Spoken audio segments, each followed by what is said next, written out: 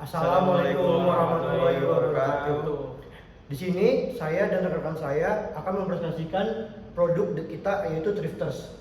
Di sini kita akan mengerjakan tugas UTS yang diberikan oleh dosen kita, yaitu untuk UTS manajemen pengantar bisnis digital. Pertama-tama, perkenalkan nama saya Muhammad Rifli Firdaus dan rekan saya bernama Satria Utama Nisa Wijanarko dan rekan saya bernama Siras Fatwa Sidki. Oke, mungkin langsung kita mulai aja untuk presentasi yang pertama. Ya, yang pertama itu model bisnis Thrifters. Di sini kita memiliki 5 aspek. Yang pertama itu ada value proposition. Di sini ada untuk menyediakan akses mudah bagi konsumen untuk mendapatkan produk lokal dari pasar senen dan kebayoran tanpa harus berkunjung fisik. Dalam artian untuk pembeli yang akan melihat produk kita atau bisnis kita, mereka nggak langsung terjun ke pasar senen atau tempat thrifter tersebut. Yaitu ada juga membantu UMKM dan pedagang lokal memperluas jangkauan pasar mereka melalui platform digital. Ya, kita juga membantu para penjual atau pedagang di pasar senen atau pasar kebayoran untuk memperluas atau mempromosikan barang-barang mereka yang menurut mereka ya seharusnya diperluas atau ya bagus. Ada juga menyediakan produk thrifting berkualitas dengan harga terjangkau, sekaligus membantu pelestarian lingkungan melalui konsep door fashion. Ya, di sini kita nggak semena-mena menunjukkan barang-barang yang jelek. Ya, pasti kita akan menilai dari awal barang mana yang akan kita promosikan, yang pasti worth it dan pasti terjual. Ya, next. Nah, yang kedua ada key activities. Key activities itu mengkurasi dan menampilkan produk yang ada di pasar lokal, seperti pasar senen dan pasar kebayoran, ke dalam platform e-commerce kita. Yang tadi saya sebutkan tadi. Itu kedua, mengelola proses jual beli termasuk pengembalian barang, pengemasan dan pengiriman kepada pelanggan. Ya, di sini kita tidak hanya mempromosikan barang-barang yang kita akan jual. Kita juga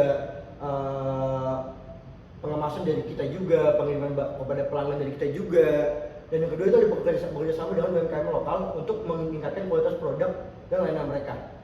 Dalam arti kita juga bekerja sama beberapa penjual yang kita punya persetujuan antara mereka, ya yang pasti untuk menguntungkan mereka dan menguntungkan kita juga dan menguntungkan pembeli. Dan mengelola pembayaran online dan logistik, pengiriman produk ke pelanggan. Di sini kita juga mengelola pembayaran online dan logistik. Dalam artian ya kita nggak ngasal bikinnya. Di sini juga menyediakan layanan customer service yang siap membantu pelanggan. Nah, seperti ini yang saya maksud.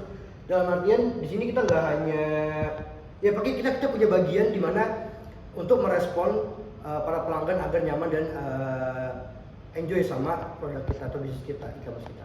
Ya, next. Di sini ada key partners.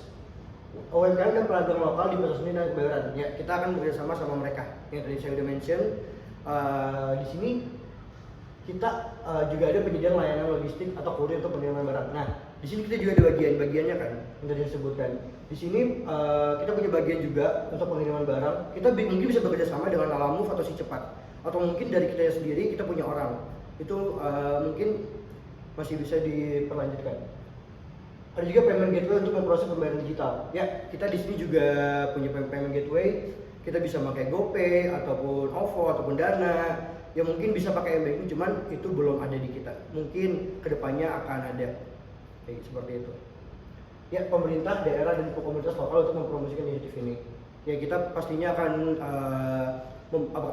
akan bonding dengan pemerintah sana atau warga lokal sana agar kita juga agar produk bisnis kita itu nyaman, dikenal dan juga bisa diperluas sama mereka secara cuma-cuma.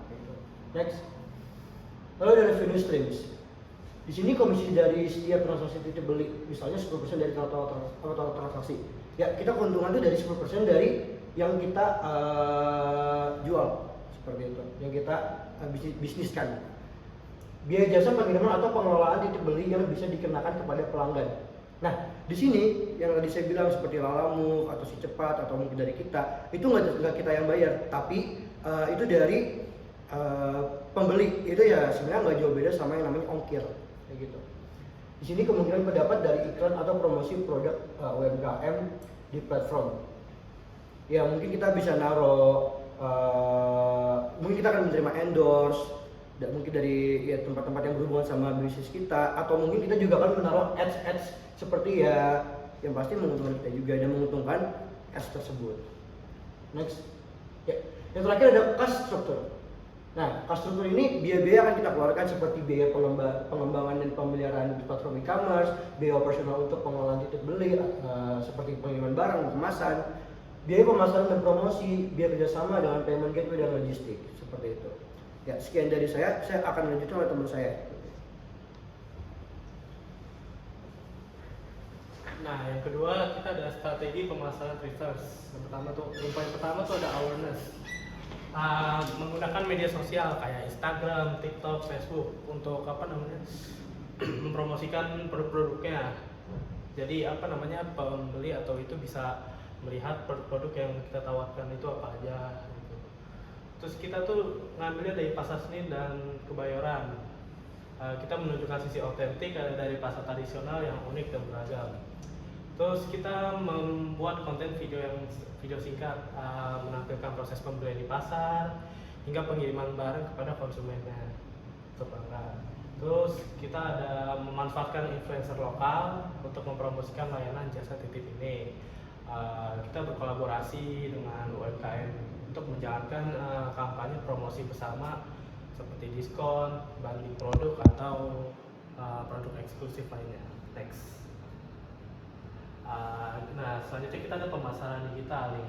Menurut SEO, optimalkan platform agar mudah ditemukan di mesin pencari dengan kata kunci kayak jasa titip atau just tip, gitu.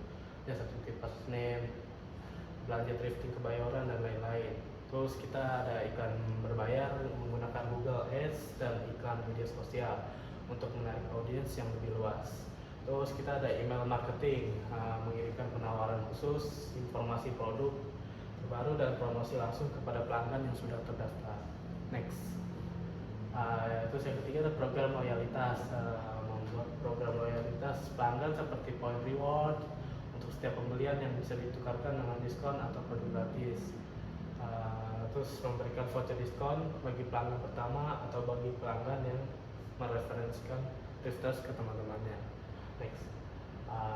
Yang ketiga kita ada security yang betul keamanan platform digital kita, enkripsi data, menggunakan enkripsi untuk melindungi data pribadi dan transaksi pelanggan.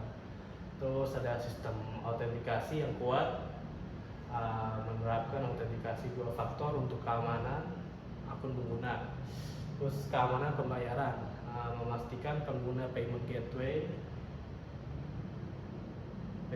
yang mengimplementasikan sistem monitoring transaksi untuk mendeteksi aktivitas mencurigakan atau upaya penipuan. Next. Yang kedua ada perlindungan konsumen. Kita menjamin uang kembali jika produk tidak sesuai atau terjadi kesalahan dalam proses titip beli. Terus integrasi dengan asuransi pengiriman untuk memastikan keamanan produk selama proses pengiriman. Yang ketiga ada sistem deteksi dan pencegahan penipuan. Pemeriksaan transaksi kita menggunakan algoritma machine learning untuk mendeteksi pola transaksi yang mencurigakan dan mencegah fraud. Pemantauan akun ganda atau palsu, mendeteksi akun palsu atau pengguna yang mencoba melakukan penipuan dengan mengoperasikan banyak akun untuk mendapatkan keuntungan dari sistem, misalnya program loyalitas atau diskon. Terus kebijakan refund dan dispute, menyediakan mekanisme penyelesaian sengketa dan proses refund yang aman dan transparan jika terjadi ketidaksesuaian barang atau penipuan. Sekian dari saya, akan dilanjutkan oleh teman. Yang keempat ada target pasar, yaitu segmen pelanggan. Yang pertama ada pelanggan umum, orang-orang yang ingin membeli produk lokal di pasar seni dan kebayoran yang tidak bisa, yaitu mahasiswa, pekerja kantoran, ibu rumah tangga dan lain-lain. Lalu ada penggemar thrifting, yang mempunyai selera dengan produk lokal, produk yang second dan juga produk-produk luar negeri. Dan juga ada pecinta produk lokal, yaitu konsumen yang mendukung produk lokal yang membeli produk UMKM dari Pasar Senen dan juga Pasar Kebayoran. Lalu ada eco-conscious consumer, pelanggan yang peduli terhadap ekosistem dan juga lingkungan. Ia lebih memilih untuk menggunakan barang kembali yang sudah bekas ataupun yang sudah dipakai oleh orang. Next. Geografi pasar. Yang pertama itu adalah utama. Utama itu adalah orang-orang yang di sekitar Pasar Senen dan juga Kebayoran. Orang-orang yang di sekitar pasar yang membeli dekat dengan pasar. Lalu ada sekunder, yaitu kota-kota besar di Indonesia yang memiliki minat terhadap thrifting dan juga mendukung UMKM lokal. Lalu selanjutnya ada pelanggan. Usia pelanggan yaitu 18 sampai 20 yang memiliki selera fashion terhadap thrift. Lalu ada jenis kelamin, pria dan wanita, karena pria maupun wanita pasti menyukai barang-barang thrifting. Lalu ada pendapatannya kelas menengah, karena thrifting ini harganya cukup murah dan juga yang menjual itu UMKM sendiri, lalu sangat mudah dibeli untuk para pelajar. Lalu pendidikannya adalah SMA sampai universitas, bahkan sekarang pun SD SMP sudah mengerti thrifting. Selanjutnya pelanggan, pecinta yang produk fintech, yaitu kelompok yang memiliki minat terhadap barang unik khususnya fashion dan maupun barang lainnya, yaitu barang-barang lama, barang-barang old, barang-barang rare. Itu biasanya orang mempunyai minat tersendiri. Lalu ada konsumen peduli lingkungan, konsumen yang memilih untuk membeli baju thrift daripada baju-baju baru karena akan menghindari fast fashion. Lalu ada penyuka produk lokal. Produk lokal sekarang banyak yang bagus, banyak juga yang fintech. Lalu mengapa orang membeli thrift ini? Karena ia menyukai produk lokal yang murah. Lalu ada gaya hidup urban. Pekerja kantoran, mahasiswa, dan penggemar gaya hidup perkotaan yang mencari kemudahan dalam belanja tanpa ribet-ribet untuk mengunjungi pasar tradisional secara langsung. Terima kasih. Oke, sekian dari kelompok kita. Selebihnya maaf, dan setelah presentasi dari kita, semoga yang bisa lihat ini bisa bekerja sama dengan kita ataupun bisa menerima bisnis kita seperti apa. Ya, untuk sekian untuk dari penjelasan presentasi dari produk kami. Terima kasih. Terima kasih.